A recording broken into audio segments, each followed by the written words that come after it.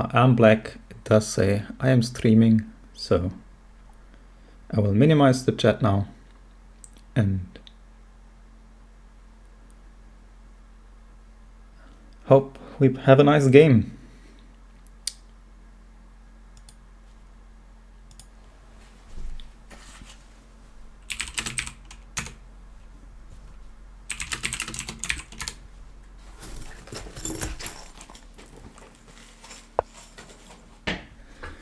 He plays 1 c4.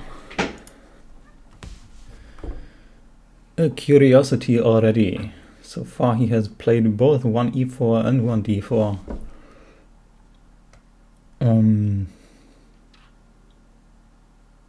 Had almost equal percentages for both of these moves. Nearly no 1 c4 games in the database. So naturally I prepared a bit, but only for the two other moves. So now the question is, what do I actually reply to this with? My standard repertoire is 1 c4 e5, and going into the sharpest lines that are available, but that's not a great idea now, I assume. I have no idea what he has prepared.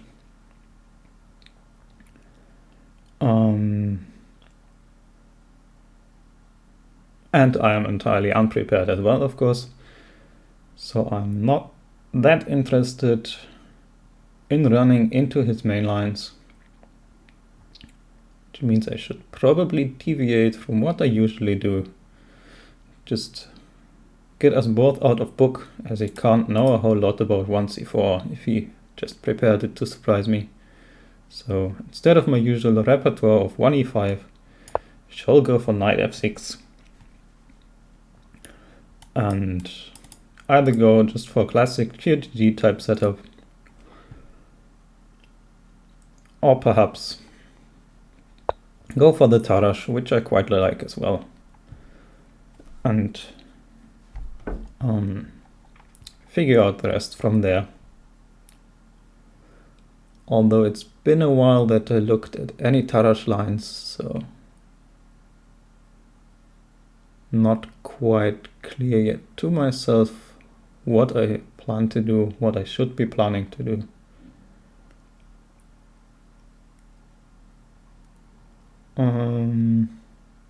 I could still go e5. I'm much less concerned now that white is committed to g3 that this type of keres, I believe it is called, keres attack, whatever, is my usual build-up in the c4 e5 lines. But if white refuses to go for an early g3 and instead goes for the 4-knight system, it's not really playable. So I tried to avoid that by going knight f6, which I now sort of have succeeded in doing after g3. So I could go e5 here, just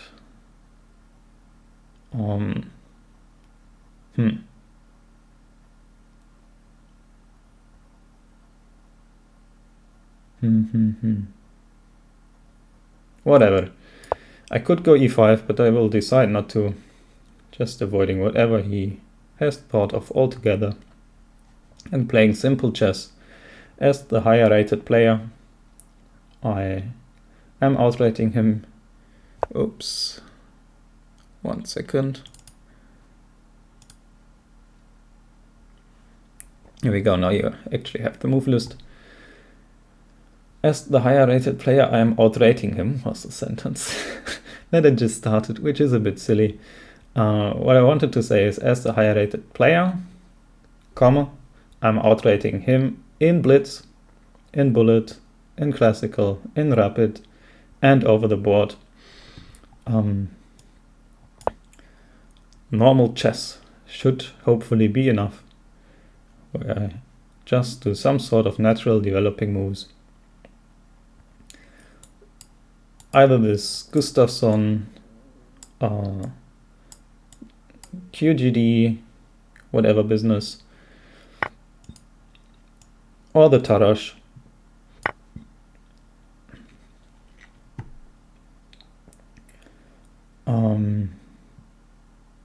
And yeah, I'm not in prep, but white should be out of prep now as well, which is sort of corroborated, is that the right word? Whatever, by the fact that white just took on d5.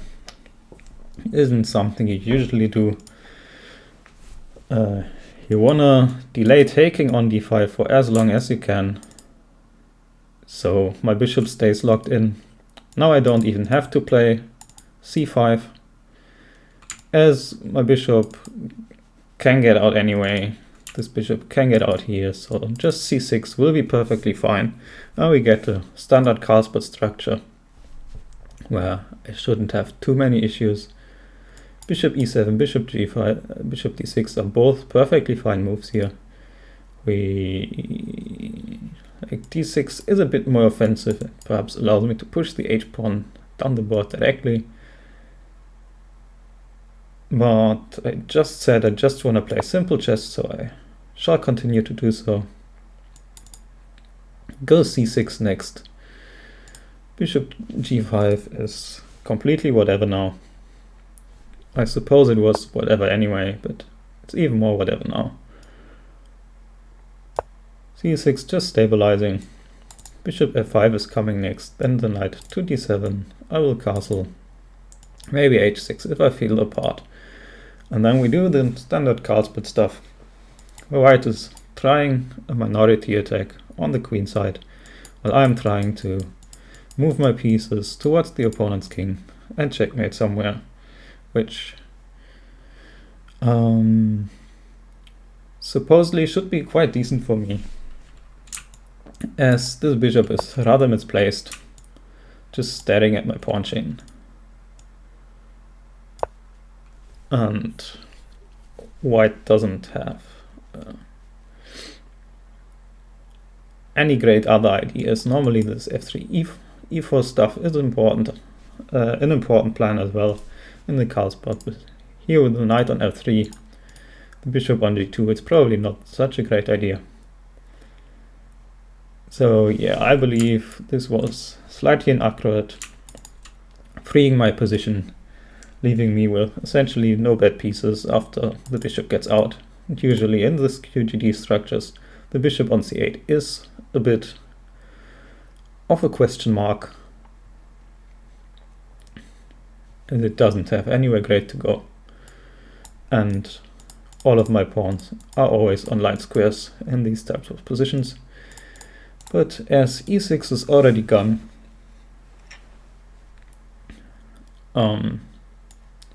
no problems developing, perhaps to g4 also.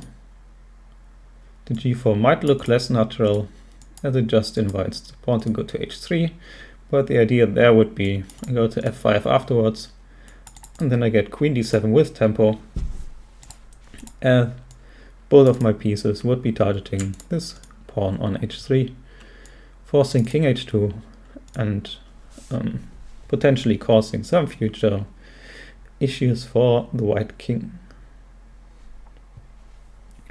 We are both moving pretty quickly so far, so I assume I have surprised Timothy, but he isn't two-phased, just making natural looking moves. a3 to prepare b4, the usual plan, you might say. I do have the option to go a5 here, which would take b4 out for a long time. Well, the question is, why does one not usually have this option? Because it's not something one usually does. And it looks quite decent to me. So if one can always do this, but there is a reason why one usually doesn't, and I probably shouldn't be doing it now either. if there's a reason why one usually can't do it, which doesn't apply now, then I should probably play it.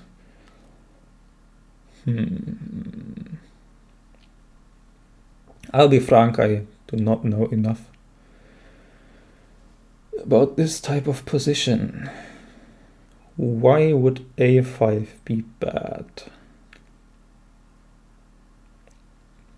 I'm playing pretty quickly despite having no idea what's going on, because I'm trying to work a bit on my time management overall. But here I'm now a bit stuck as a5 is jumping out to me. Ideally I would also be able to like a4 afterwards, and his minority attack would completely disappear pretty much. So yeah, I'm not quite sure what the issue would be. Of course, after a5 you can go like b3, bishop b2, then b4 anyway, but that costs quite a bit of time, and the bishop presumably does not want to go to b2 in the first place. So maybe he would have to go b3, knight c3, bishop f4, and then b4, as now the queen defends the rook. But again, it's a bit odd. Actually, this is just covered twice, so even then he would not be able to play b4.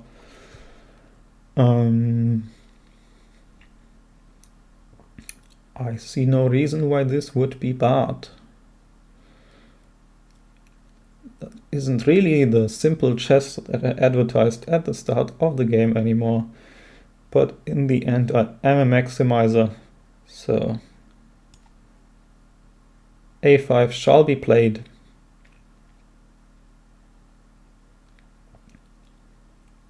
And I guess if this is bad, he can show me why it's bad.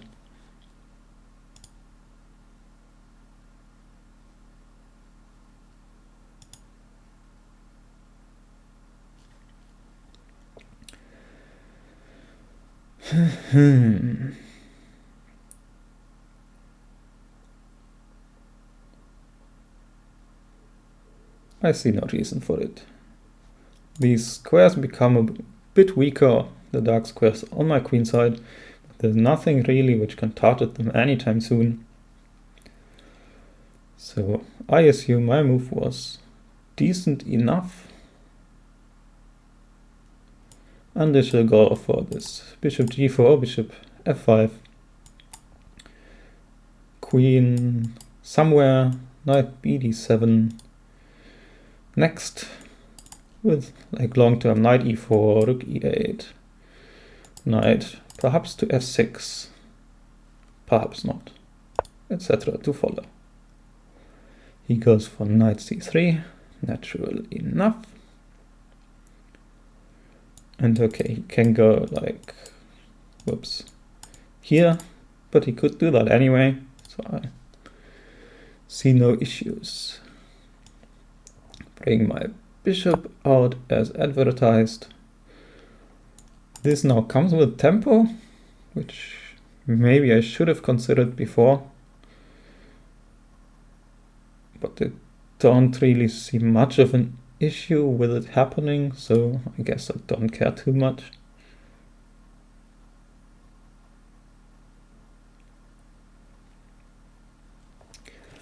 Overall, I'm afraid the educational content of the stream will again be decently low.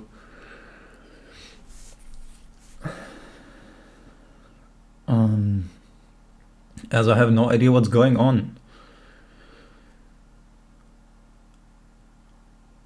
The usual idea in the Carlsbad is that white either plays for this plan or for this plan. Tries to either break into the center or do this minority attack where he ends up taking on c6, I take back, and then I'm stuck with his weak pawn, and then all his pieces come to the c-file and pressure my weakness on c6. But now I feel like e4 is not great and b4 is entirely unavailable, so I'm not quite sure what white should be doing. And meanwhile the black plan is to say, okay, you are focusing on this square of the board, either targeting this or the center directly. So I shall be moving all my pieces to the king side and attempt a mating attack, which hopefully ends up working out. Common theme that I remember and which appears to not be necessary now is that after white goes an early b4, black can counter-strike with b5, and it might look like, okay, this produces this backwards pawn which we counter-target, and that is not wrong. Then you can go knight d7, knight b6, knight c4. Both of these pawns have advanced far enough to be unable to control the c4 square, which creates this very nice outpost for the knight, which then proceeds to plug up the c file. But as said, all of this seems to be unnecessary now, as b4 is already not happening. e4 is not happening for now, at least. You would have to play at minimum rook e1 or the likes to prepare it, and even then I'm not sure whether that's any good. So yeah, for now I'm happy. This mood might switch very quickly as white decides. This move might switch quickly as white shows me where, for example, a5 was a bad move. But for now I feel comfortable in my position. The idea, as said, is to bring my pieces into the center and then at some point push the h-pawn, create targets on the king side. A suspected knight e5 came with tempo, was perhaps a bit of an oversight. I guess the bishop should have gone to f5 from the start. Bit pointless like this. Now the question is, where do I want to retreat my bishop? If I go here, I am directly controlling the e4 square again, which currently is covered twice and attacked twice. So white would be able to play e4 if I do nothing. So for example, if I go bishop e6 now, then e4 looks quite legal. Of course I can go bishop h5, which would make e4 illegal as it's pinned. And bishop f5 is the more direct counter, just saying, okay, control the square again. Downside of bishop h5 might be that I'm not sure what the downside might be. Originally I thought maybe white can go g4, but that seems a bit too much.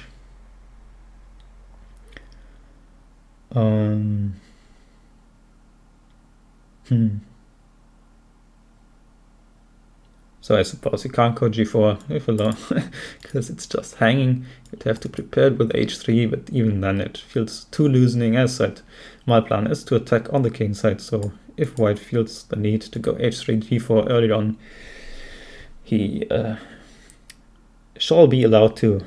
I do not mind. So the question is between these two moves mostly. The advantage of bishop f5 is that there is a bit more of a move perspective. From h5 it can't really go anywhere. From here it targets this diagonal and can, if need be, also retreat to e6 at some point.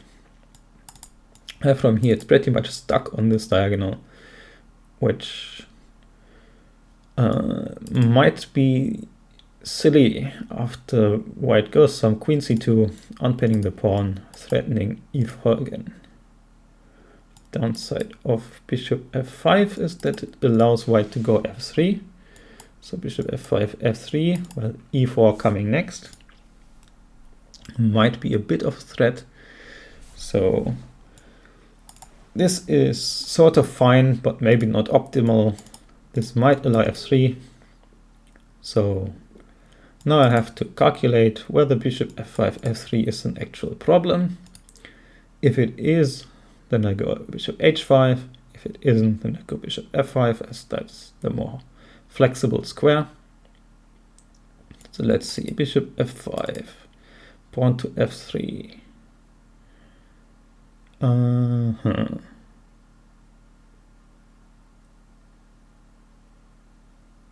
E4 is threatened and quite annoying to face. Knight d7 or the likes, which I would like to play, does nothing whatsoever to stop e4.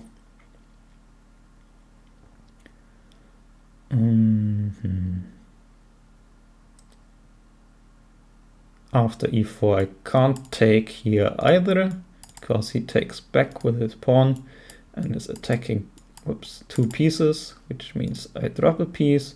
After bishop f5, f3, knight d7, e4, I would be forced to go either bishop g6 or bishop e6, which allows white to capture here. On the other hand, this pawn is defended twice, so it's not the biggest deal. We just get like a symmetrical structure with both having this IQP in the center. And e5 business does not currently work as the knight is in the way. So perhaps bishop f5, f3, say knight d7, e4, say bishop e6, knight takes d7, queen takes d7, and then he can push his pawn to e5, avoiding the symmetrical structure. But I feel like this becomes a target too quickly for white. He isn't quite ready for this kind of action. Like I would just go knight e8 and play f6 after, dissolving this far advanced center. So I don't think I'm too concerned about that. And as my time is ticking down quickly, I am now just casually deciding that f3 is probably not an issue, and I prefer to have my bishop on f5. So whatever, let's try that. The flip side, of course, is if this happens, my bishop isn't staying on this diagonal anyway, so perhaps this was better to begin with.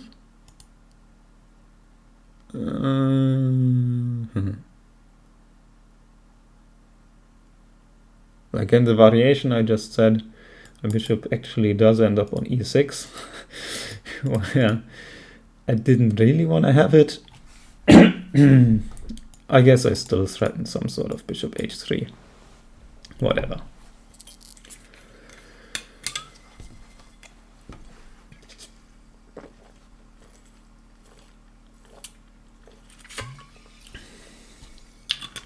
All of these are optimizations of whichever sort.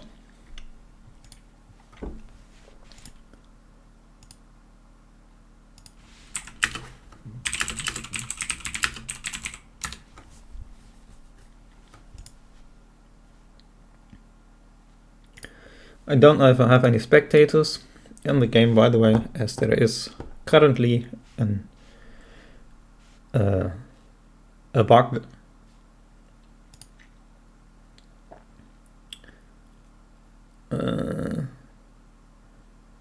Where's my stream? There's my stream.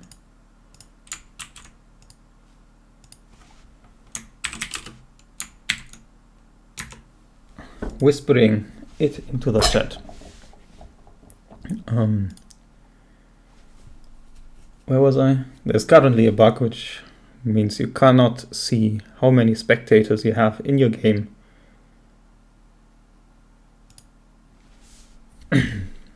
And yeah.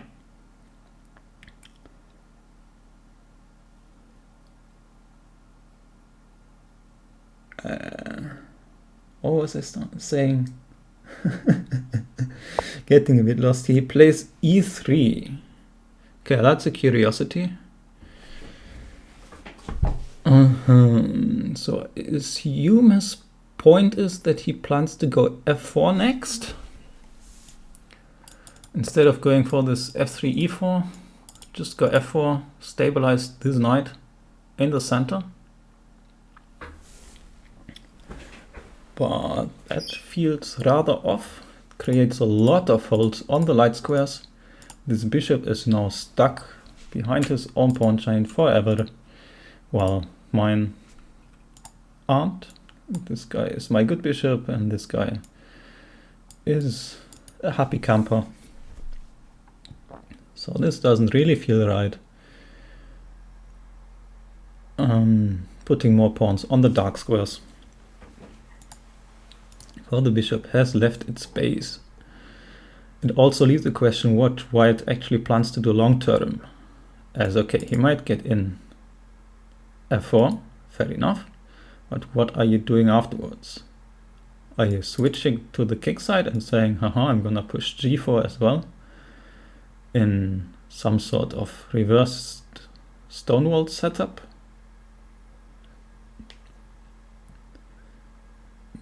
That feels hard to believe.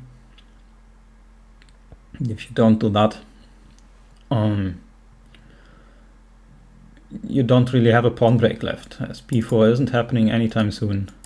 e4 is happening basically never. And then I don't know what white plans to do. So I believe I can just ignore this move for the most part. Be happy it happened. Continue developing. Knight d7. If he goes f4, I can consider. Can I consider taking? No, he takes back like this, and I am dropping a piece once more. So that would not be an option. But after f4, I can just say, okay, you have a knight on e5, but I can also put mine into e4. And well, my knight is quite nice here. Cannot be targeted by any pawns. I still have the option of going f6 to push your knight away from e5.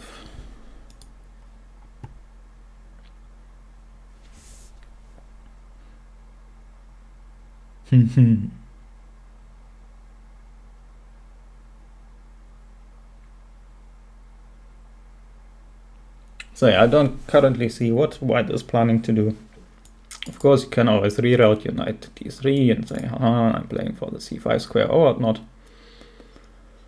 But these are all like short-term plans. Putting pieces on slightly better squares. The question is, what is the long-term idea for the white pieces? As without a pawn break, there isn't a lot of play. And I don't really see which pawn break white would be playing for at this point. As I said, f3, e4 was the most natural choice to me. After e3, that's obviously still on the cards. You can still do this, but effectively you just lost a tempo. So then e3 can't have been the greatest choice.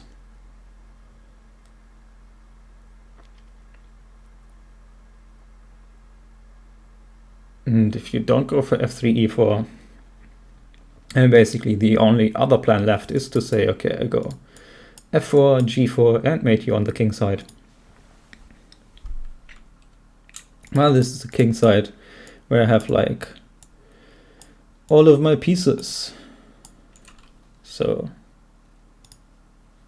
it's hard to believe that white could ever win on the king side while he has his knight on c3 and is playing down the bishop. So I'm not too concerned about this. The knight does go back, tries to avoid trades, which is valid, but as said, might doesn't really lead anywhere. If I play knight e4 now, which is obviously the move that jumps out, for one, I would have to consider how happy I am if we take. which I guess is fine. Worst case, I take twice and have this pawn on e4, and he gave up all the light squares around his king, so that should not be too bad for me.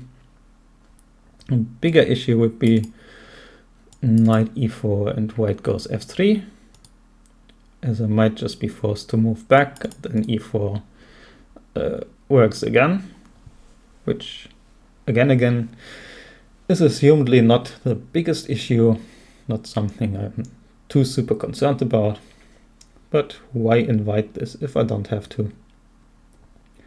So for now I would prefer to be able to do without it, which then begs the question what I should be doing.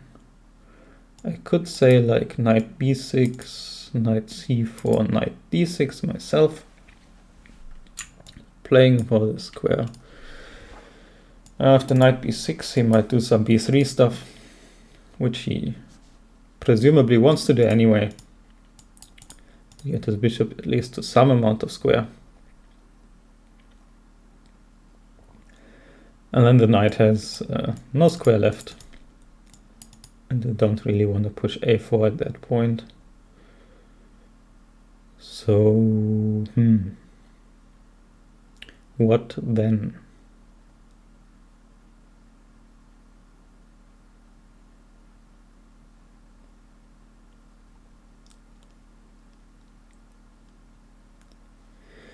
Questions. This queen is not quite optimal yet, but optimal it would be on d7. So I'm a bit averse to moving it right now. Like I could go queen c7 and it's a bit better than on d8. I might easily just end up being a waste of tempo. The rook is obviously better on e8.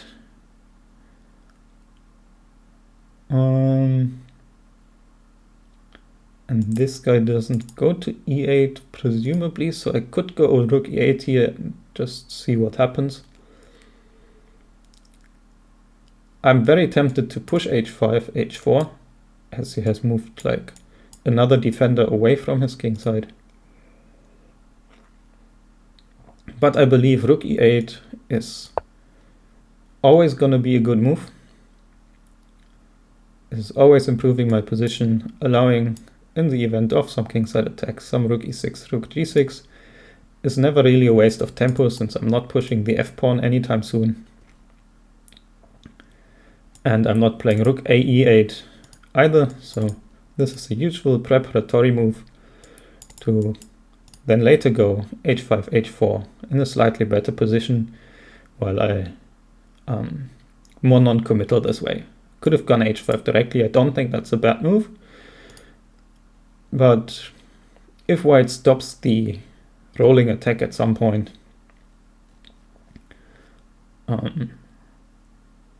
the pawn might end up weak.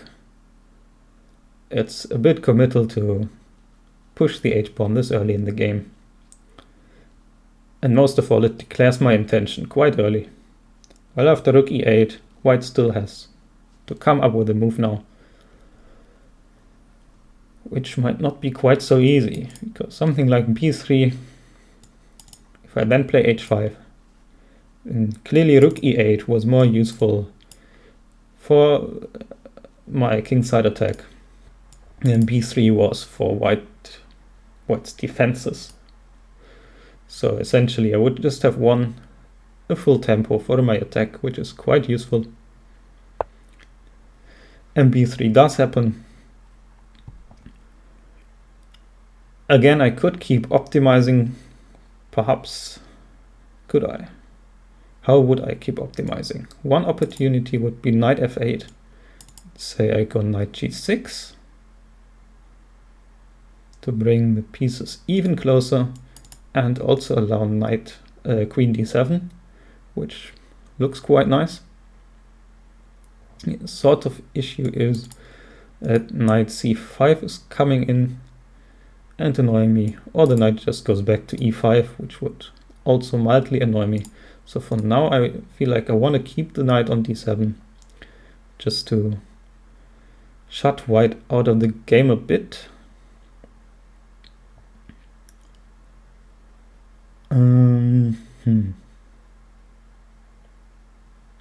Yeah, whatever. I think now my pieces are all on reasonable squares. So I guess now is a good time to go h5. Could still have played bishop f8 or bishop d6 to make this type of maneuver a bit quicker. But the bishop is quite nice on this diagonal. When I push h4, go knight g4, I might want to take here with the bishop. So I like keeping these like this for now. So yeah, the main consideration was whether it's smart to start with knight f8 and bring the knight into the attack as well.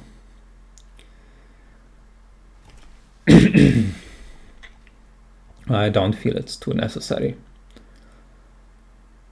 The knight does fulfill a role here, unlike the rook, which did nothing on f8.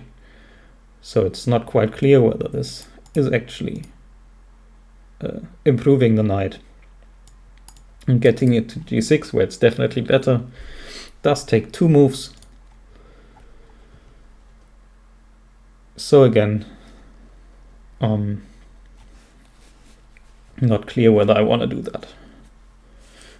And 2 moves is a bit much, giving white a bit too much time to perhaps set up some sort of defenses or create some sort of counterplay. Again, I think this is also a perfectly valid move. These are all basically coin flip decisions on how you feel like. It's impossible to calculate whether knight f8, knight g6 prior to h5 is superior or not. It's just something you have to know or feel out or whatever. He goes h4, which of course stops my immediate attack. The flip side is it does give me this square. You don't really want to go f3 anymore, and then g3 becomes super weak. So now I can play bishop g4 or knight g4 and keep improving my pieces that way. And for example, if we say that I go knight g4 and then follow up with knight f6, then you could see why it was quite good not to go knight f8. The knight is quite good in f6.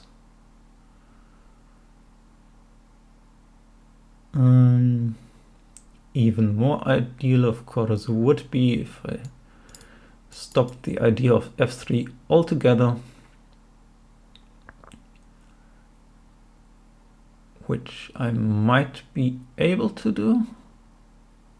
Say I go queen c7 here, then later knight g4, and if f3 comes, I can consider to just sacrifice the piece there with my queen.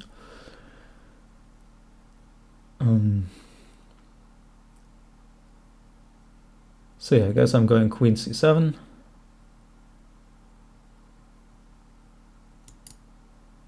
Are there threats? This is not an issue. The rook might come to c8 at some point when this becomes sort of an idea, but it is quite far away from that still.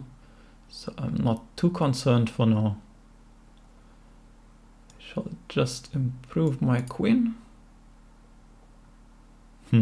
Could also still do this and so I just sacrifice directly on h4. Maybe a bit much, maybe not. Who knows?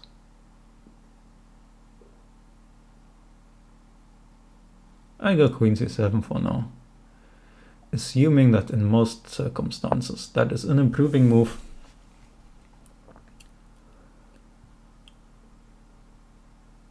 And the idea is to put a piece on g4 at some point in the future and then sacrifice somewhere and win.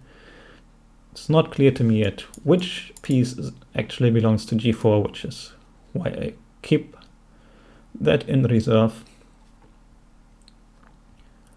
You might be able to go knight f4 here. Bit annoying.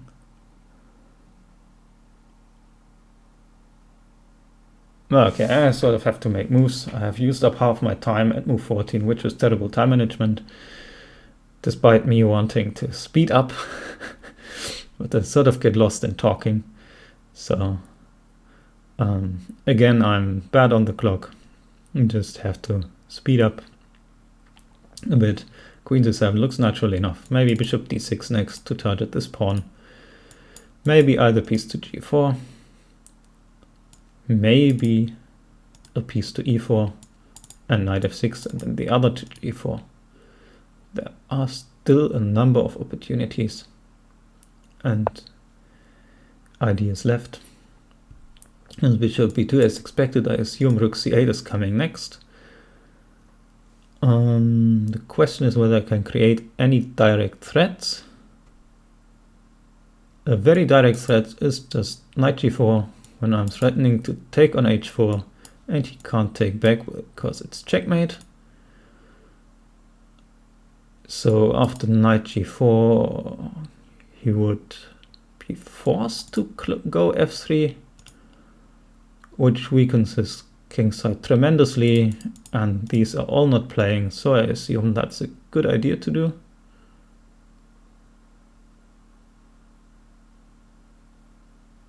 Yeah, whatever.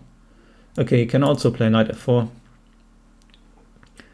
Not entirely illegal. Maybe decent. Well, this is an extra weakness now as well. Like, in some lines gonna be threatening to take on e3, then as he can only take back with the pawn now, and g3 would be falling.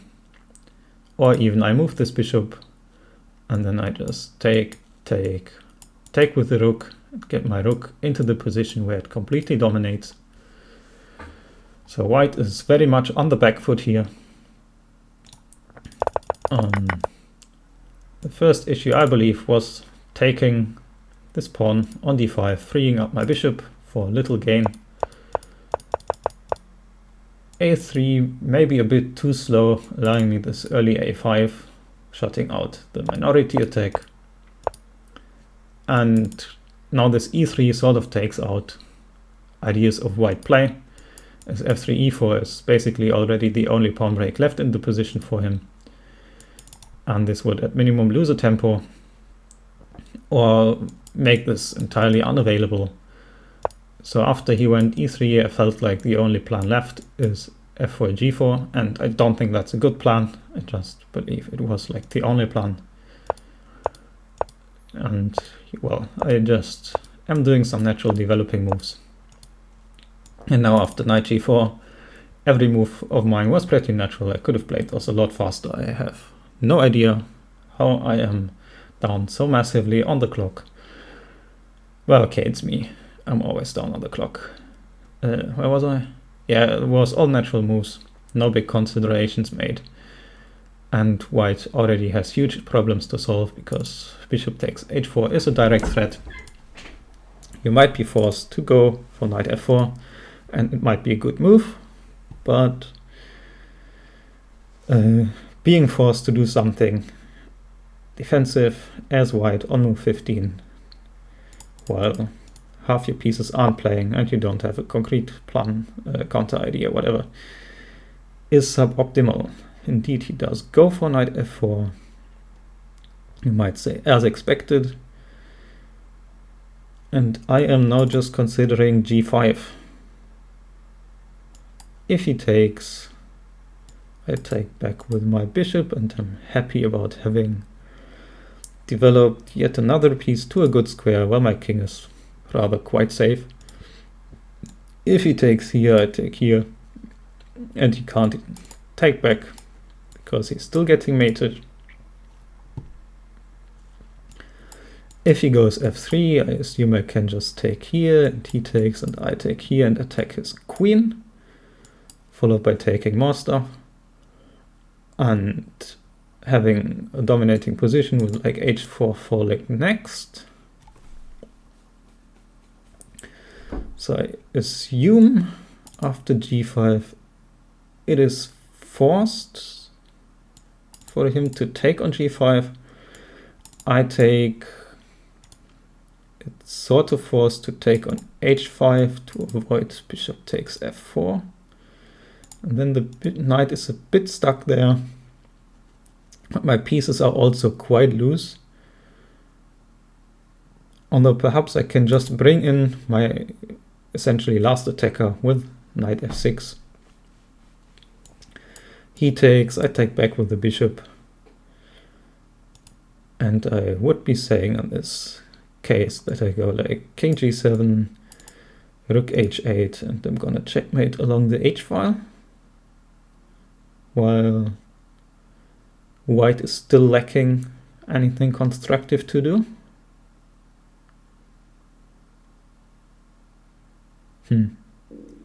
Sacrifices here are legal but don't seem to accomplish much. g5 retreating does not do anything. And this just looks very promising. I drop one pawn, but I'm trading off basically his sole defender while opening up the h-file. And these guys are all not playing anytime soon. f3 becomes entirely unavailable because of knight takes e3 fork. And my king is super safe here, so I'm not too concerned about anything. So I guess we'll play g5. There's sort of a thing to be concerned about, but I control it 3 times, so the dark squares around my king are safe enough. Of course, king g7 sort of steps into this bishop diagonal, but it is hard for me to see how he would abuse that. Perhaps white can play e4 now to break open the center. He is controlling it twice while also only being defended twice, so perhaps that's something I should have thought about earlier. But after bishop f6, that's not even the case anymore. Like, after my bishop leaves, I'm controlling this 3 times. So I can just take, and okay, he can keep sacrificing pawns with d5, which might actually be a threat after this bishop is here. But okay, in all these lines I had my bishop on f6 anyway, right? Like he takes, I take, he takes, I go knight f6, he takes, I go bishop takes f6. So d5 is never coming with check. Should not concern me too much, I hope. g5 is a bit too wild, to be honest. I assume it was possible to play simpler chess, but I'm doing this entire lone wolf stuff as practice to like learn stuff I'm currently not very great at, and stuff I'm currently not very great at is playing openings I don't know, which this qualifies at, and murdering the opponent's king, which this definitely qualifies at. So I'm not too concerned with doing stuff which might be too risky or whatever, because I'm trying to learn how risky one can be, and you don't learn this without being too risky once in a while.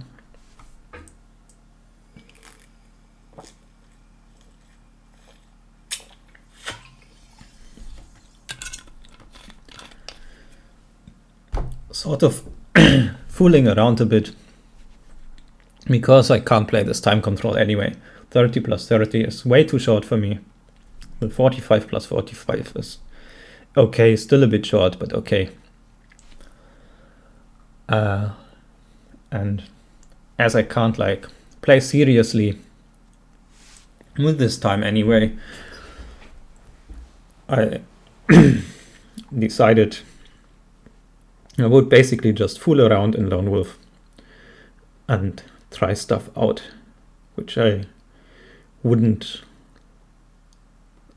be doing if I took this a bit more seriously. Although g5 was assumedly a move that I play anyway, because it just looks pretty. But yeah. If you are confused about my opening choices or my playstyle choices in the Lone Wolf tournament, as they are quite different from how I usually play. That is intentional. This is raw practice for me, all just training. No optimization of whatever. I specifically try to seek out positions which I am not super comfortable, not super familiar with, so I can learn how to play them. He does take on g5, which I assumed was forced. I take back on g5, which isn't forced, but whatever. I think he can have this pawn. I don't mind him having that pawn. Maybe I do mind him playing bishop f3. He does not care. Interesting. So he says, you like having the open h-file. I like you not having the open h-file, so I will just not take your pawn, which is fair enough. And instead he's telling me he's gonna play knight b5 or knight d5, uncover this attack on my queen, and is gonna annoy me that way. So for example, if I now take with my bishop on f4, he can just play knight takes d5. I have to move my queen, then he takes back with a second knight and has successfully managed to get the knight from c3 into the king's defenses, which I would like not to allow. As I would like to not allow that, I assume I'm stepping out of the c-file again, which means queen c7 was perhaps not a great move. Although on the flip side, perhaps it doesn't matter a great deal. I did bait him into going for this knight f4 stuff with it, so who knows. I could just go queen d8, but why not go queen d6? From d6, I can swing the queen over more effectively. I'm still targeting this knight on the file more effectively, and I'm still staying on this diagonal. So that feels more natural. There's still knight b5, but this time I can just take it since I stepped out of this. e4 takes, knight takes comes with some sort of tempo, but as I previously mentioned, I'm controlling this multiple times now, so it's not a big deal. So I guess I'm just going here and telling him, now I would like you to take on h5 even more. My queen is just gonna zoom over. And actually it's instantly dead lost, because the knight just drops. The knight can't retreat anywhere without instant mate. So now h5 is pretty much protected.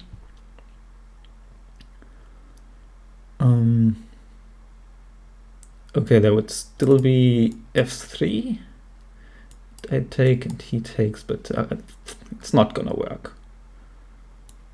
I'm taking on e3 at the earliest convenience and taking here and attacking his queen and whatever. So yeah, queen h6 is now a threat. h4 is definitely a threat. King g7, rook h8 is gonna come in the future. I'm sort of also threatening to take on f4 to like remove another defender if need be. And white still has no real plan. He can't really go f3 because I just take this pawn. He can't really go e4 because I just take that pawn. Can't go b4 because I just take that pawn. And how is he gonna improve his pieces? His bishop has no squares. This rook is optimally placed but pointless, staring at a pawn. This knight has nowhere to go really. Maybe knight e2. But where are you going from e2? Still nothing to do. The bishop fulfills important defensive duties, of course, and controls these light squares, but it is also just staring at a set of pawns. And yeah, bishop f3, as I had mentioned at some point earlier, does make some amount of sense. It allows him to go king g2, followed by rook h1. In the future, it targets the knight on g4. So now h4 is not quite so desirable to play. King g2, rook h1 I had been missing earlier, and it's actually quite annoying. So I would like to do something about that. Not quite sure what, though.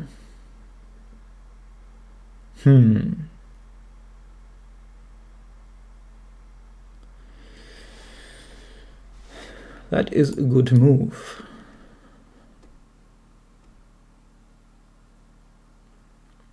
Now the first question is whether at this point I have some sort of tactical trick with like takes and rook takes, and things are falling apart, but I don't believe this to be the case. I might just say I go knight f6 and like bring the last piece into the attack, maybe go knight e4. I'm less concerned about rook h1 then, because this pawn is kind of defended. Can still go king g7, rook h8 after. And defend this some more. The knight is defended, so I'm then more or less threatening h4.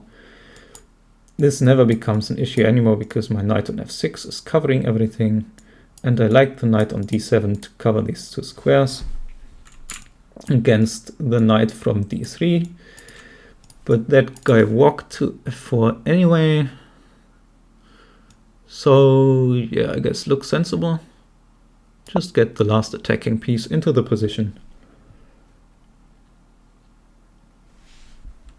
And figure out the rest from there. I might go knight e4. I might just do king g7, rook h8. I might try to look for some sort of sacrifice, followed by knight g4 again. I might go bishop e4.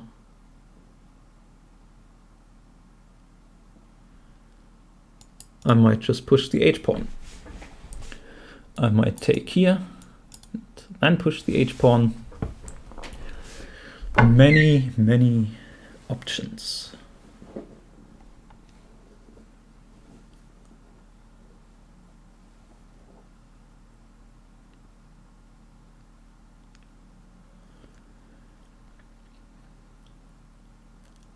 And again, white has improved his position with bishop f3. Well, this was a bishop which already did something for the defense. So he made a piece which did something, do a bit more. While I made a piece which did nothing, do a lot more. Meanwhile, the pieces of his which do nothing, still do nothing. So I assume this was actually a net positive for me. Bishop f3, like, maybe now my position is effectively better than before. Maybe? Who knows? Also a hello to everyone in the stream, assuming someone is in the stream. He takes on g4. That is a big surprise to me.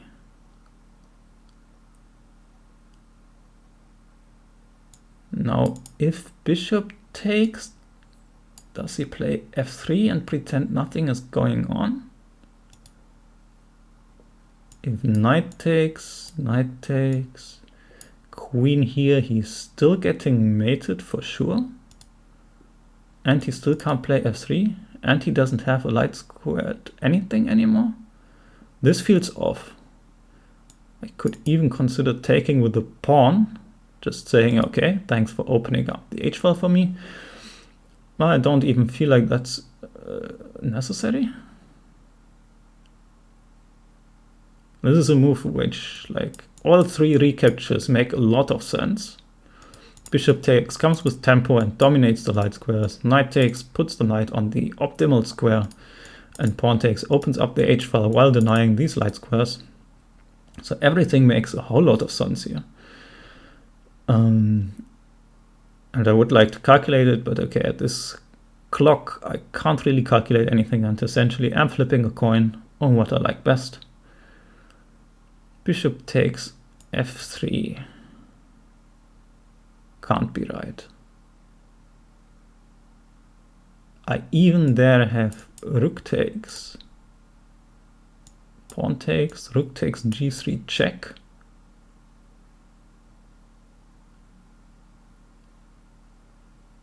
King somewhere, bishop takes f4, and I didn't even lose a piece. And his king is completely getting mated. Like knight g4 also coming next, etc. So after this he would have to move his queen or go knight e2 or something back. But then I have like bishop f3 and just mates. A knight is also just beautiful. I don't understand. I shall take back with the knight.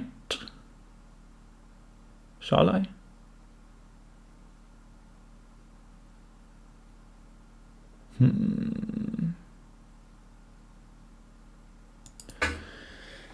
This is a struggle. Why would you take on g4?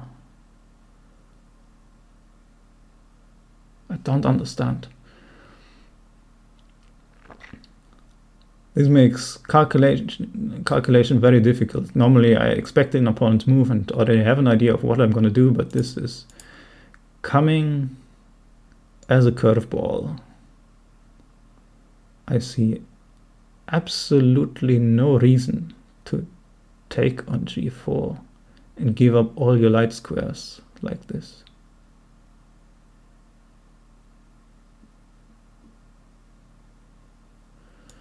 Takes. Where does the knight go? It stands in the way. If I take like this, nothing stands in the way, and I can go queen h6 after and push. It takes king g2 might be the idea. So I can't really push.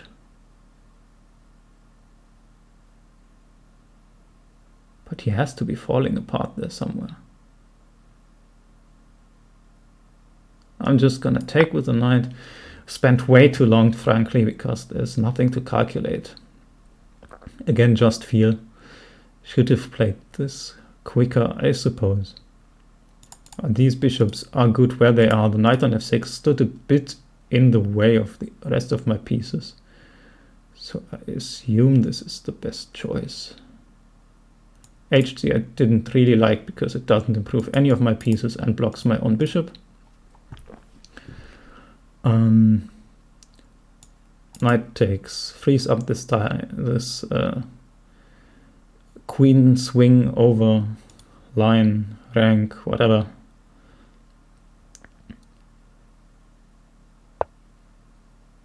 Queen f3. Okay.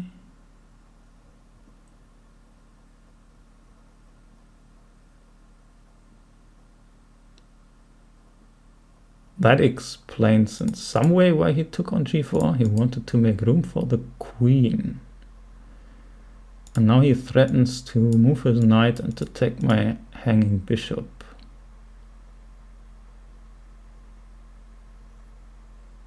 Okay. Bishop e4, knight takes, pawn takes, queen is forced to go back. But then my attack has stalled a bit. Now bishop takes is a bit of a silly move because the queen can take back, which I don't want to allow. Rook up. Looks cute and I think is actually quite good if he takes, but he isn't at all forced to take, so I'm not sure whether it accomplishes anything.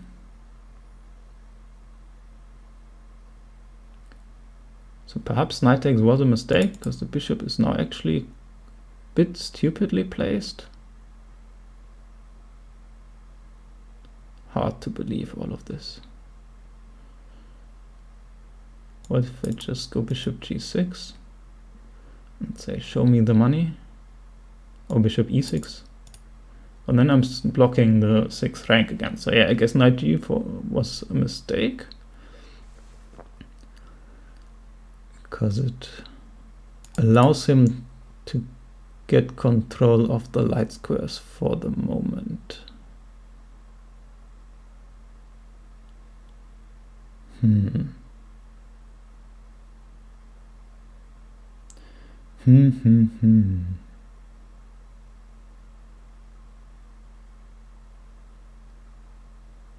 Is that actually the case?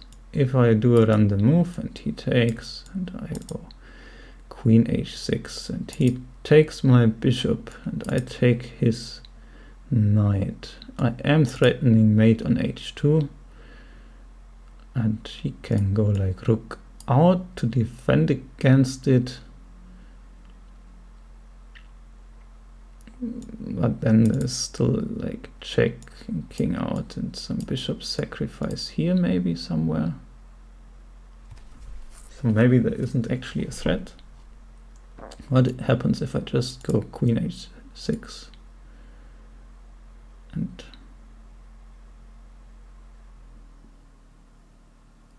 ask him to tell me what's going on?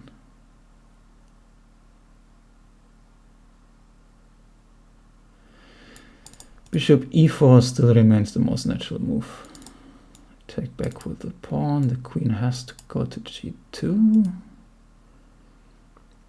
And else nothing really changed. I did trade off my good bishop for his kind of silly knight, but I did also get the pawn on e4, which should support the attack. Maybe. I don't know.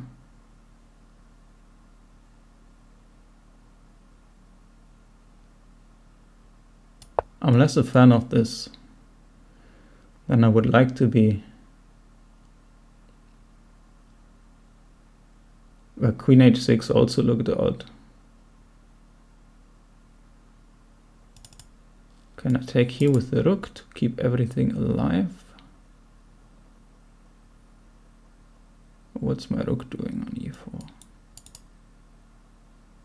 The issue I have with this is that it always allows this d5 stuff. And this time the diagonal is open since the knight took. Maybe I take on f4 and go like rook e6, rook g6.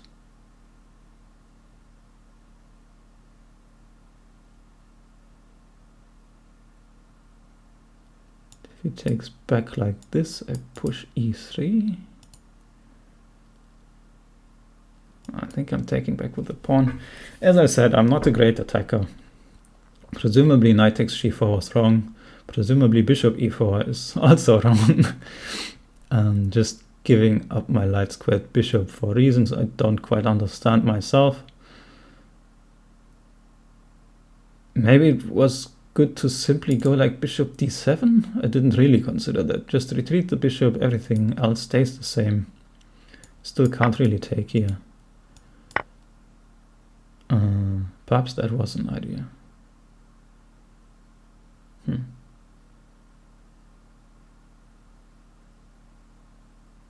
It's not quite clear now what I'm actually doing. This guy becomes really weak as he plays queen g2, queen h3. This becomes an option. Suddenly the bishop is alive. Actually, I think my position sucks ass now. It was not a great display of attacking prowess. Too little time on the clock. This is why I don't take this time control seriously. It's just impossible to play a proper chess game. Just a bit of coin flippery. Oh, rook c5 is also a move now. Suddenly, all his pieces make sense, and I'm just losing. Bishop e4 was a very bad move. Horrendous. I don't even know why I played this. I didn't want to play this, and then I just put it there because I was like, my time is low. Let's just make a move. Okay, so basically I have to win in the next 5 moves or something, or I'm just getting mated along everything. Well, the knight is kind of good.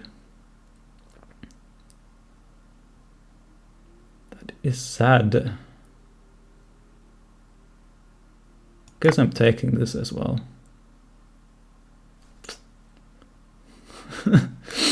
If he takes, at least the g file is open and I can go like king h7, rook g8. If he takes like this, at least the e file is open and I can say I push e3.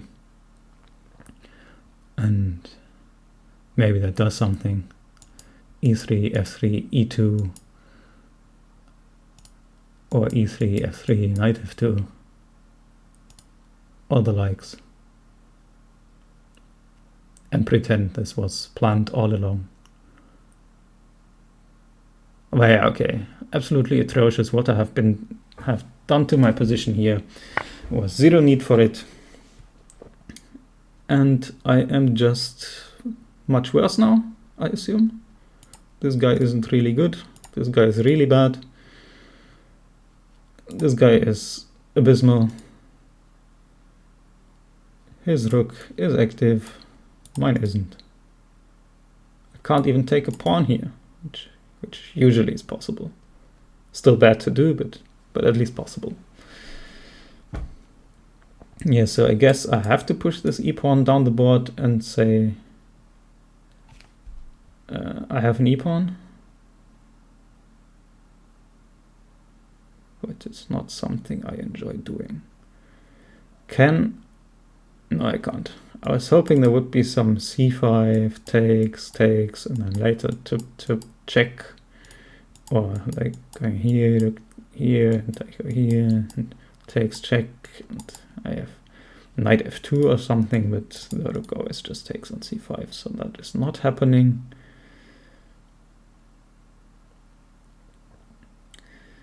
Ah, God, what did I do to my position? And why did I do what I did to it? Sad life, sadly all too common that I throw away my straightforward winning positions. But that's what I am playing this for, right? I still have no idea what I'm supposed to do here. e3. He can also just ignore and go like rook e1. Can he? Maybe he can't. e3, f3. But then like the knight on g4 is sort of my only trump left in the position, so do I really want to let him push it away? Maybe not. Queen g6, just vaguely creating threats while defending this pawn. Queen h3, king g2, rook here is just coming and I can't do anything about it. f5? Just saying my king is so bad anyway, it doesn't matter anymore. Then at least I have some queen g6, king f7 business. I'm losing on time.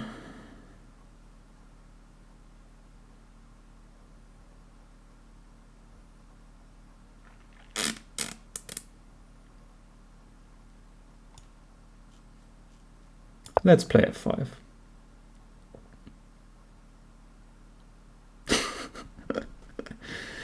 It's a horrible move, but at least for the moment his queen isn't playing, right? So without his queen, this is legal. He might still be able to like do a long track, but then we did just trade presumably on g5, and maybe I'm not getting mated. So the idea now is just to play around this pawn, I guess. Forget the attack. Could I have played h4? Just presumably not. Where was I? Yeah, the idea is just to play around these pawns and around the fact that his queen is a bit stuck. He wants to go f3, I assume, which makes some amount of sense. And I want to go like king f7, king g6.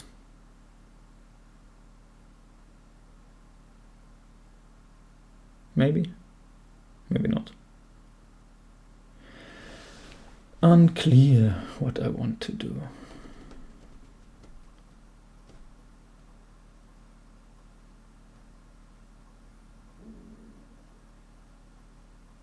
I would like to go here, but there's always rook c5 coming, which is a problem. I could go to e6 instead, but then after f3 I can't take anymore, which is also annoying. I need to get my queen somewhere to attack something, and there just isn't a way to do this. b6 just makes this pawn too weak. Ach God.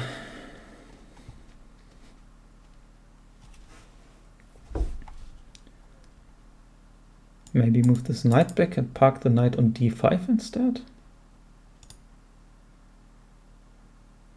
All very hard to believe. What am I doing other than losing on time?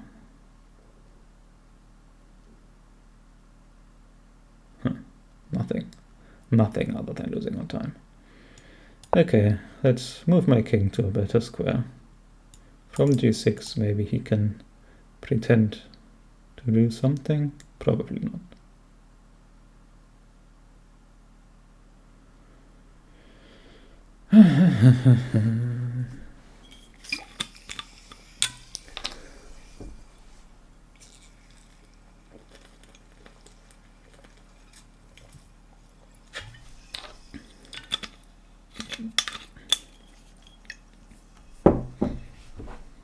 Don't even have rook h8 because there's still always some sort of d5 coming.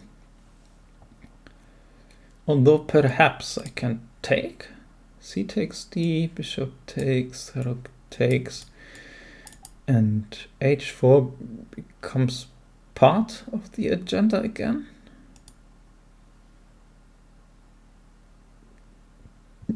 I'm down in exchange, but the knight on g4 is stronger than the rook. Some sort of argument, and I get these two central pawns.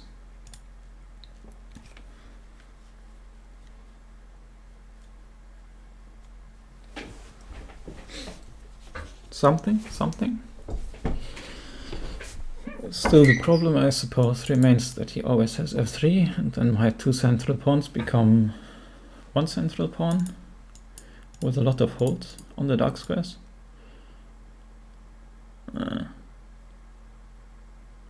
Why did I play king f7? Ah, boy. This was a free win somewhere. Just where?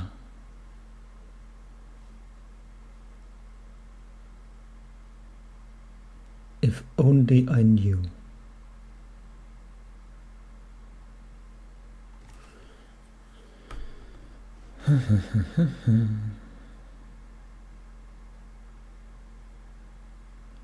Pawn to h4, my one source of play. Okay, he plays f3. I have to take this because this is my only good piece, and everything else makes it not be a good piece anymore.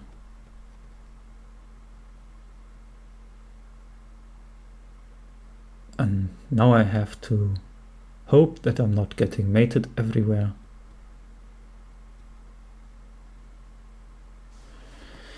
Maybe just go h4. He takes. Park my rook. He protects somehow. And I have time to go like queen h6 or something. Do I? Maybe I don't. Well, at least that's doing something. I'm not really doing anything else.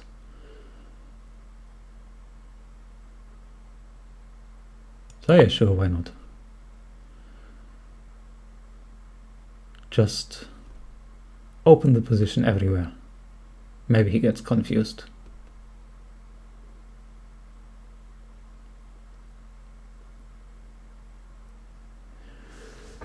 Rook c5 remains some sort of issue, but at least now that this file is open, he can't do it quite so easily.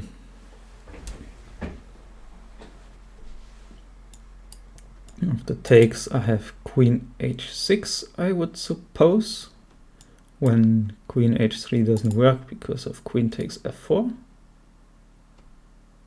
And queen g3 runs into rook g8 with plenty of threats. So I will always get this pawn back and my queen to h4 or f4. Looks surprisingly good. Of course, he can also just do nothing and let me take and then still not take. Like if he takes this pawn, he would be in a world of hurt. But he could just decide, okay, I leave your pawn on g3 alive, so the g file stays closed, but still then I at least have the h file to play with. Some queen h6 anyway, with a double mate threat. Might be legal.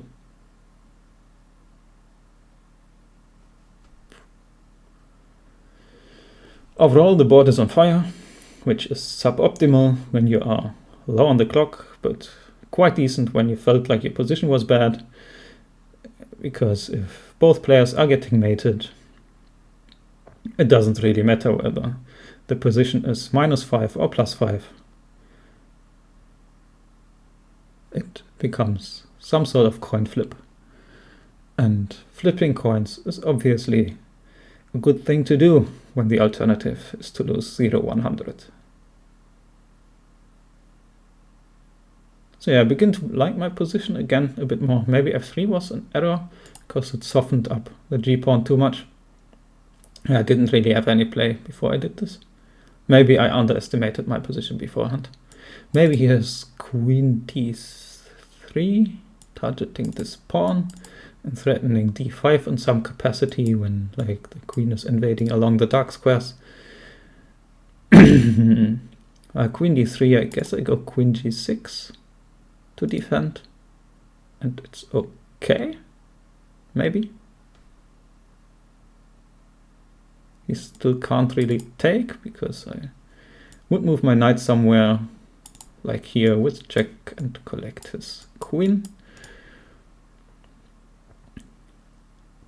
The queen doesn't want to be on g6, of course. So queen d3 looks like a viable move to annoy me a bit. He just goes d5. And I assume the idea is the same. Okay, I can take here.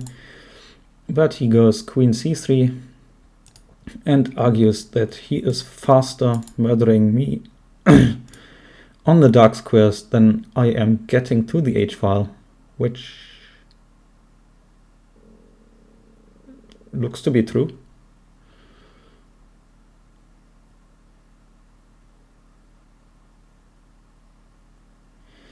Can't argue too much against it.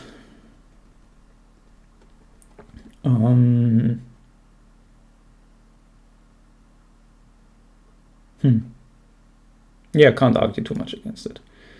I have to take because I don't have time on the clock to consider anything. The idea is if he goes here, I go rook g8 and pretend I'm defending g7, and this totally holds. If he does something else, my knight is quite a good defensive piece. So hopefully I'm not getting mated on the spot. Actually, maybe I could have played d4, just traded queens. Okay, he's trading queens anyway. Fair enough. Am I getting mated? I sort of planned to go king e6, and I'm just now noticing that does not work, which is a bit of a bummer.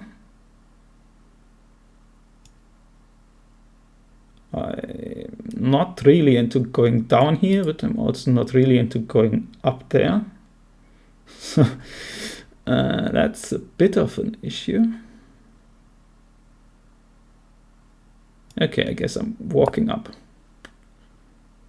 I don't see a direct mate. This still exists in some capacity. And if he takes... okay, I should really have seen that direct mate. What am I doing? This is just mate if I go up and he goes here. I move my knight in between. Takes is mate. That's an oddity.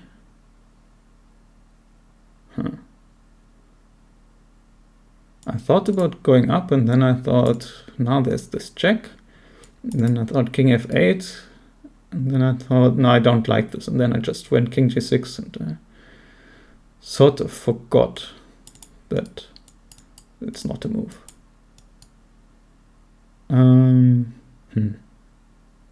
It's mildly problematic. Hep, hep, hep, hep, king here. Loses a bit too much material. Knight f6 directly loses the same material.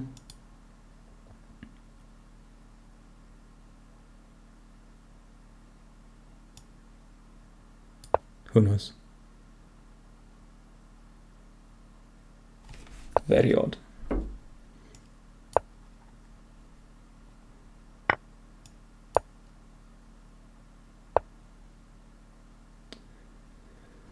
Wow. King g2.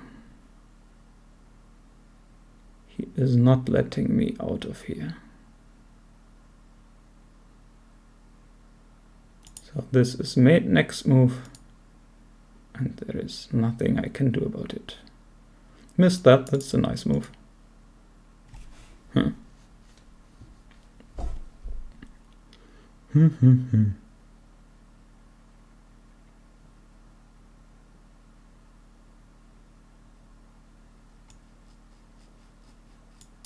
Yeah, there's nothing really to do. Even if this wasn't mate, it would be dead lost, but it's also mate. So I guess I mated. Good game, well played. I can make the text disappear and now actually read the chat.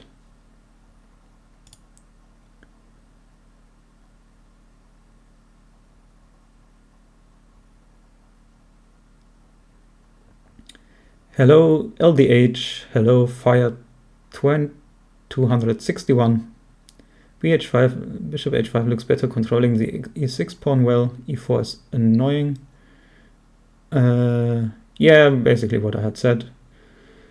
And LDH.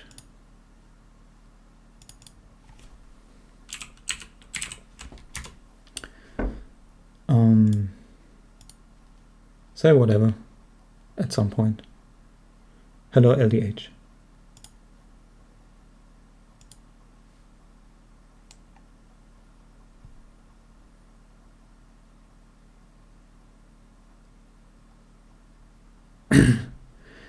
Hello Seist, hello Michael, hello Jani Theus. Thanks for the educational stream. I don't know.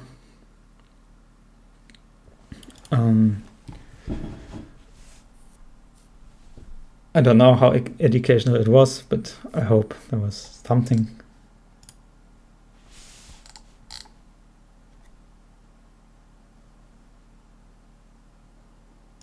Queen c3, queen b6. Ah. Okay. Yeah. Should have seen something like that. I didn't really recognize that the two rooks would just be mating me. So that was a problem. Was something said in the chat at some point?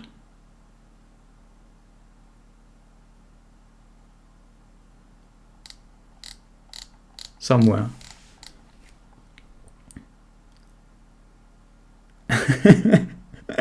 Janethius says it was interesting to take a peek into a master's brain.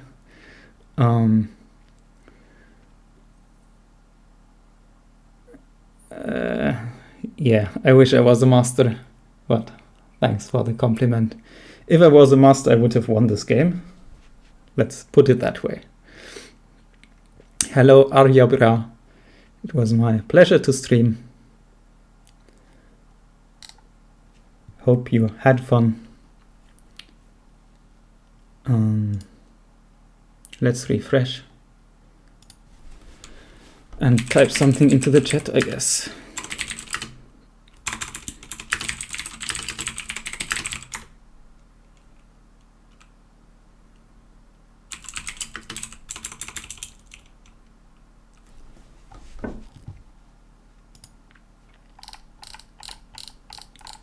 So yeah, let's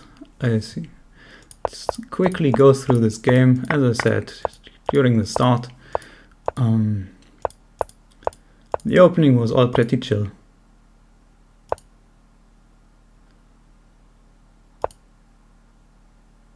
And e3 is a mistake.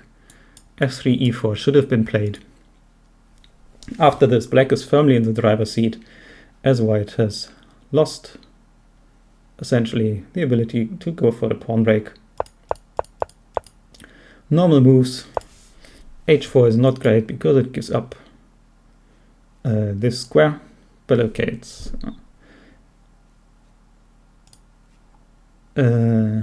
move you have to play. I don't know, so I'm playing h4 and you aren't happy either, so the computer apparently doesn't like it, but the usual issue is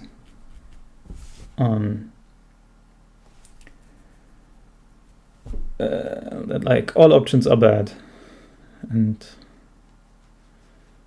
yeah, you aren't happy doing anything. But this is generally something you avoid doing because it weakens the g3 pawn too much.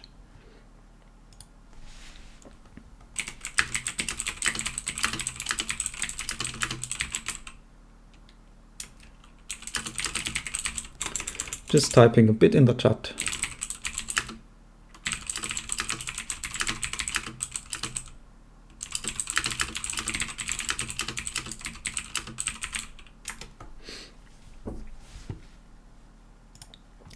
Getting the ASMR mechanical keyboard noises. Yeah, queen c7 is apparently not great, but whatever, I'm just doing things, and the computer does not like g5 at all, which is mildly suspected. But as I said, they just want to practice going at the opponent's king, and I will play stuff for it, which might not be optimal. I'm not gonna analyze this game in detail on stream, because it would take a while, and I need to eat.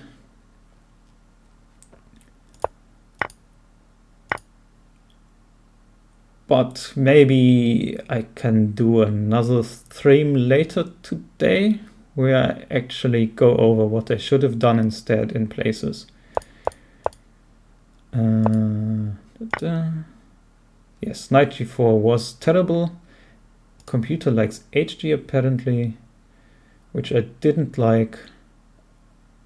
And okay, now it says bishop g4 is also kind of good, which I like a lot more. Kind of silly, kind of stupid. So yeah, I might do another stream later today or whenever else where I actually analyze this in depth to make an actual educational stream out of this, where I go through my analysis process or the like. But for now, I'm just quickly clicking through.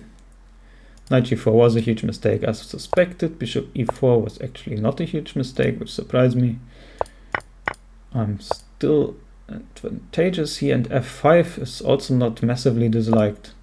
But then, okay, king f7 is... the computer isn't a fan of, because apparently I should have just continued attacking. Fair enough. And after f3, yeah, my feeling was I was back in the driver's seat here. Happy that this feeling was correct.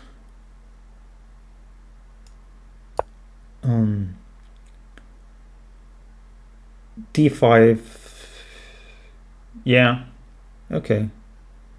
And they should just have traded rooks here, because then white doesn't have an attack anymore, I guess. Can I then take here? That's still bad, maybe. Still bad. Then play h3, what? Okay, yeah, this definitely requires some deeper analysis than I'm doing right now. Hello, timothyha. Timothyha. I'm not sure how to pronounce your name, sorry. Yes, d5 is good. Like, the computer doesn't like it, but it won you the game, so it was a good practical move, at the very least. And like, if you don't play it, but play something defensive, like, I don't know, queen d3, I had expected for the most part. And then you're just giving me too much leeway to do whatever I like. So this is a good practical choice. And yeah, I entirely missed that these two rooks are just mating me. Even here, when I went rook g8, I thought the queen trade would benefit me. I wasn't concerned at all, because I thought after rook c7 I just go king e6 up and like still have these threats, etc. And then after the rook actually landed there, I noticed king e6 is not legal.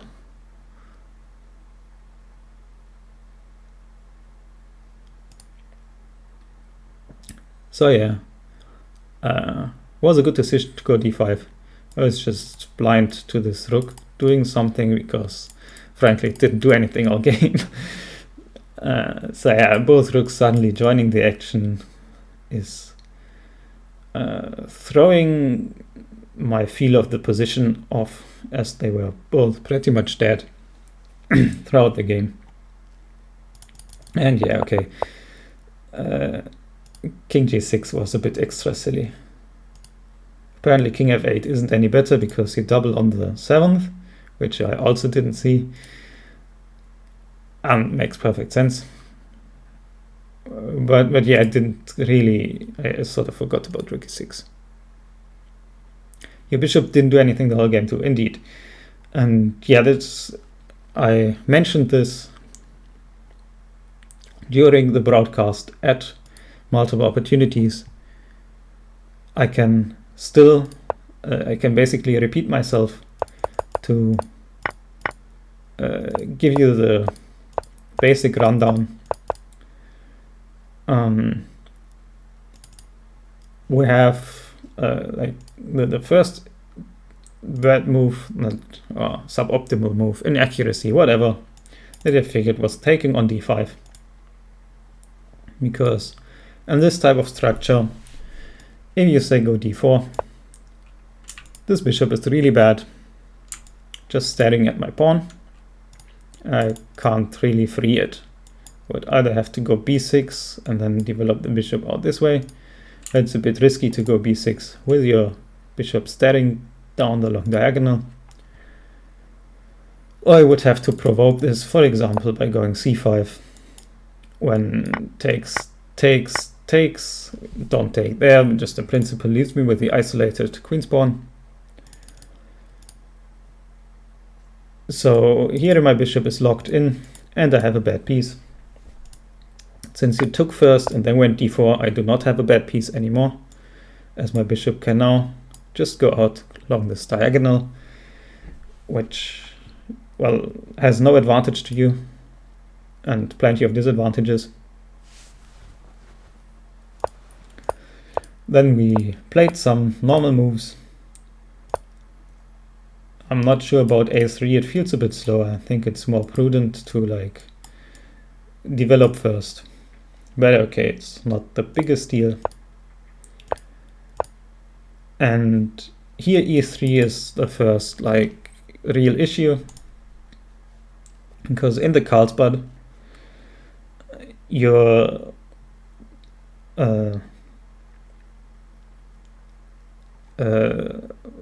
course of action as white is to either break on the queen side with b4, b5, start this so-called minority attack, give me a weak pawn on c6, then park all your pieces on the c file and collect the c6 pawn, which you can't really do anymore since I have established this bind with a5, so b4 isn't coming. And the alternative plan that white has available is to go f3, e4, break in the center instead, try to establish this strong pawn duo, open the f-file, get some sort of attack around this square, like not a direct kingside attack, more like a central attack, when also your bishop would finally have a purpose rather than just staring at this pawn chain.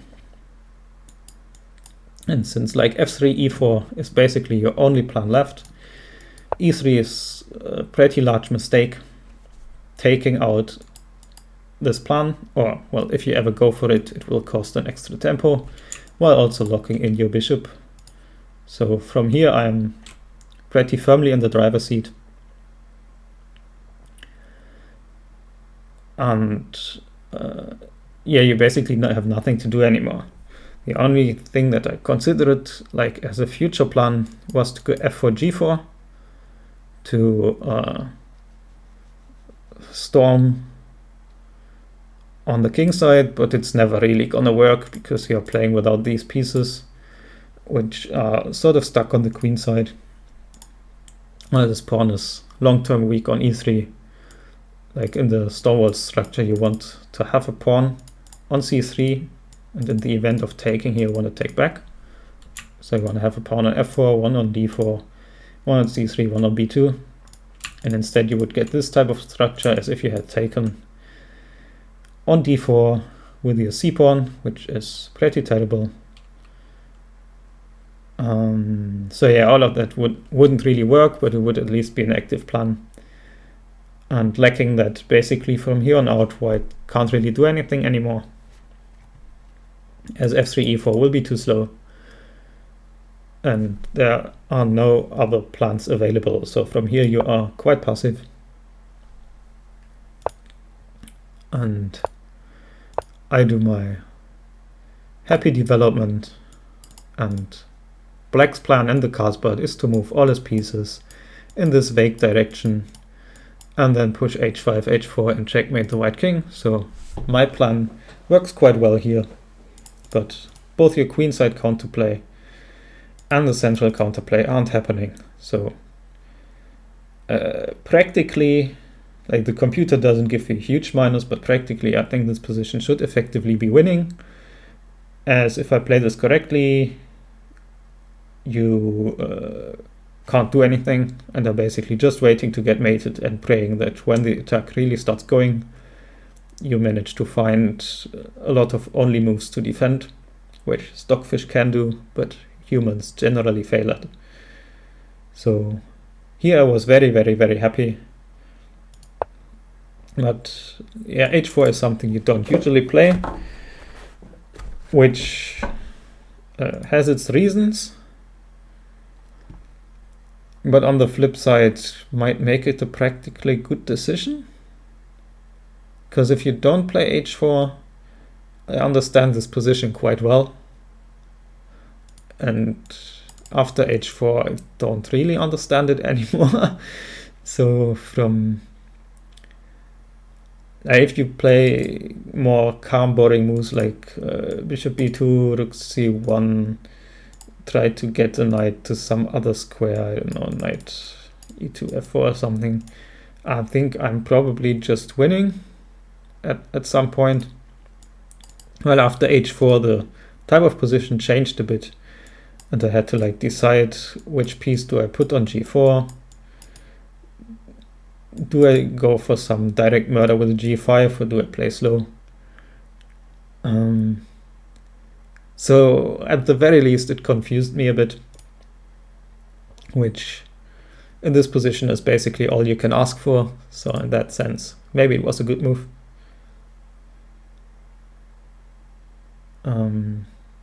Yeah, then we do some stuff which presumably isn't optimal. g5 was like spur of the moment inspiration, because I'm sort of fooling around in Lone Wolf and just trying to throw everything I can at the opponent's king to see how attacks play out and have some room to analyze later my attacking positions. Like, I assumed it wasn't a very good move, and it's definitely not a necessary move to play. I can do a lot of karma stuff, which like just leaves me with a superior position dominating the light squares and having essentially 5 better pieces than you do. And yeah, it's interesting that the computer says knight takes h5 is best, when I thought it was basically just losing on the spot. And it doesn't even want to take here, because there is e4 here.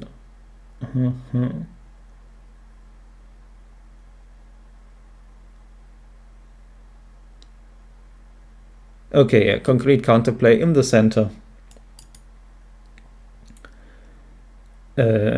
As I'm doing too early of a flank attack, basically.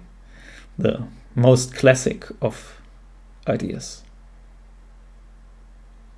At the moment, I'm not controlling this 3 times. It's something I mentioned during the stream, that e4 might become an option, but then I sort of discarded the idea of e4 because I figured I thought about it in this line, where you take here, I go to f6, you take, I take, and then e4 doesn't work anymore because the rook is now also covering it.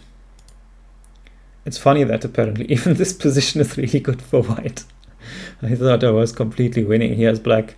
So yeah, this is a lot of room I have to make up on understanding when you can actually play g5 and how the counterplay of the white player is supposed to work in this type of position.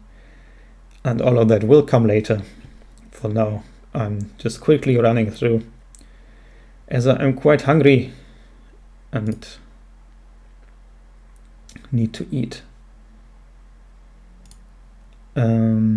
Yeah, okay, this is all some concrete stuff where we are both making a number of mistakes. Bishop f3, yeah, I thought originally this was quite a good move, but then I thought, like, after knight f6, now my position has improved quite a bit, as the knight on d7 did nothing, and on f6 it does quite a bit, while your position has not really improved.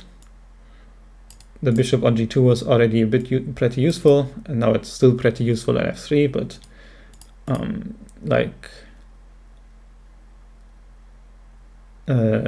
not much more useful, while the pieces which don't do anything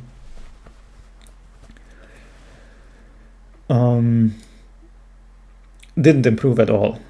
So instead of bishop f3, it would have been better to find some way of teleporting the bishop to, I don't know, e1 where it does something. You get the idea. So while this is an improving move, it also gives me time to improve my position, and my improvement outshines yours. So after this, basically, I improved my position more than you did, which is a net bonus for me. The computer says queen f3 directly, which does make some sense, as like taking on g4 is insane, even though it worked out. And this actually improves a piece which didn't do anything from d1 to f3. while maintaining like the bishop on g2. Yeah, this completely got me out of everything. And like all three look good to me and I couldn't really decide. And as I'm not a great calculator in these situations, I sort of flip a coin what looks best and then get surprised one ply later by what you did, namely queen f3, which is a very good move, and instantly regret this. So I don't know. If here I had calculated knight g4, okay, he goes like queen f3, that's not something I want to see. I would have played bishop g or hg and presumably I would have won. Hopefully, you never know. But yeah, calculating more than one ply is too hard for me, so I didn't really consider any move of yours, which turned out to blunder.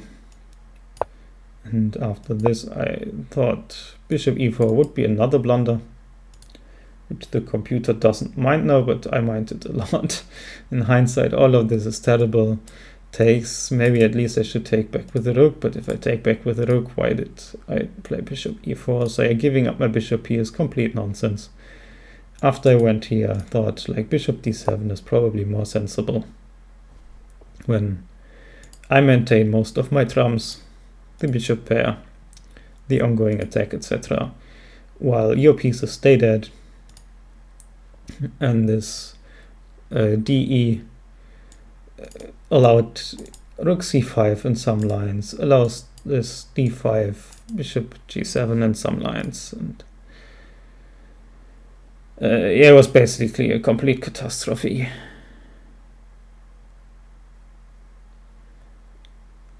Quick simplification, yeah, not even that. Like, if we just simplify, okay, whatever, I'm sort of fine with it. Like, okay, my attack is gone, but who cares? The problem I had was more that the bishop, which was dead eternally in this position, is now with some activity in the future when you go d5, which turned out decisive in the game. The rook, which was dead eternally, staring at the pawn on c6, now has the option to go to c5 and then swing along the 5th rank, or after d5 takes, invade along the 7th, again something which happened in the game. And all of these options that you gained here were completely unnecessary to give you. So it was just insane by me. But okay, yeah, I'm not great, so this type of stuff will happen. This is why I'm fooling around, because I can't take this time control seriously.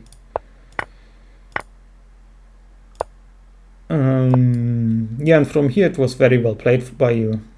Apparently f3 is a mistake, but like whatever. You created counterplay chances and took them when you got them.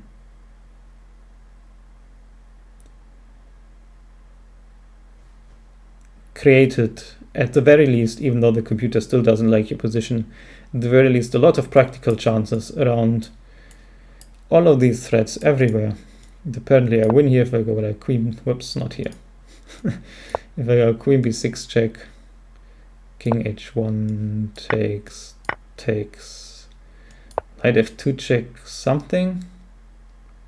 Oh yeah, then I can go look g8 after and you don't have a threat left, as queen c7 is gone and I control these squares,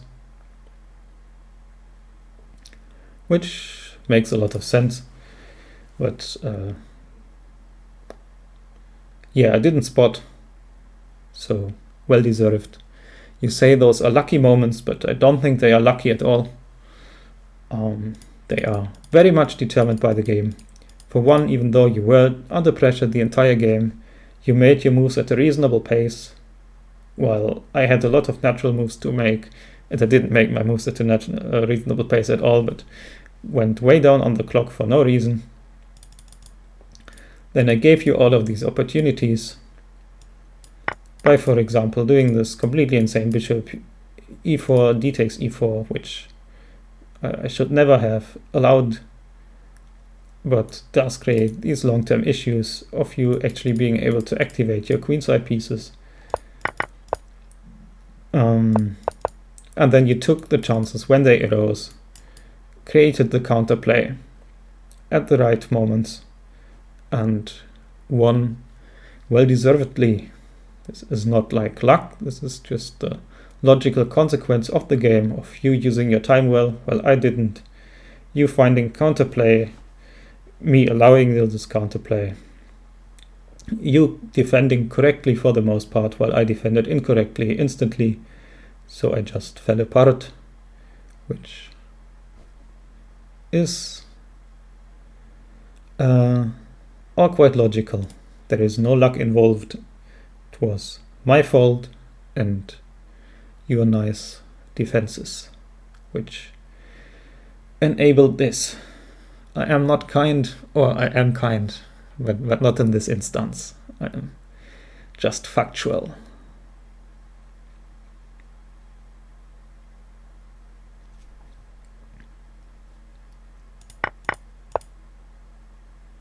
So yeah, well played, good game. I will cook some noodles if you want to hear more of my thoughts during the game or whatnot, although you heard like most of what I was thinking now in the quick recap. And of course you're welcome to rewatch the stream. I'm also likely gonna upload this to YouTube or whatever. It is morning in New Zealand, so I guess good morning. Have fun at the office. It is 11 p.m. for me and I have not eaten yet, so I'm starving. I shall cook and yeah, whatever. Good luck in the future rounds. Maybe we shall meet in the 45-45 again and I will get my revenge. There I have more time on the clock, so I have a better chance of actually winning my winning positions. See you around.